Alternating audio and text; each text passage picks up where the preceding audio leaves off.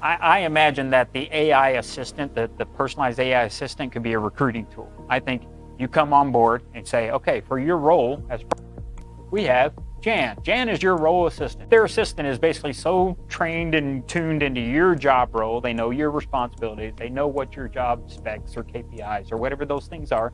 They know it all. Plus, they're all well trained. So they're like a guru in your job. That's right there next to you. You go on and carry on doing your job, you hire on, but you also have this assistant.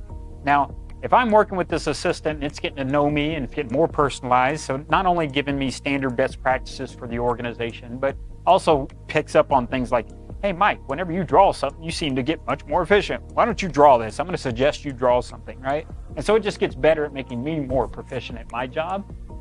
I'm likely going to want to stay in that company, right? Because what happens if I leave that company? I go to another company, they got an AI assistant too. Yes, here's your AI assistant. But I hadn't spent the last 2-3 years with this assistant.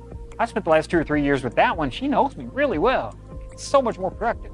Okay, maybe if I really got to leave, then yeah, it's a smart one. I can probably train it up over time.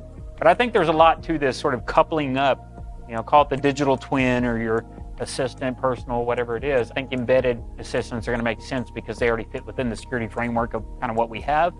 Whereas these personalized assistants, they start kind of crossing boundaries of what are you exposing about your privacy as well, and how do you manage it. So there's still hurdles to get over here.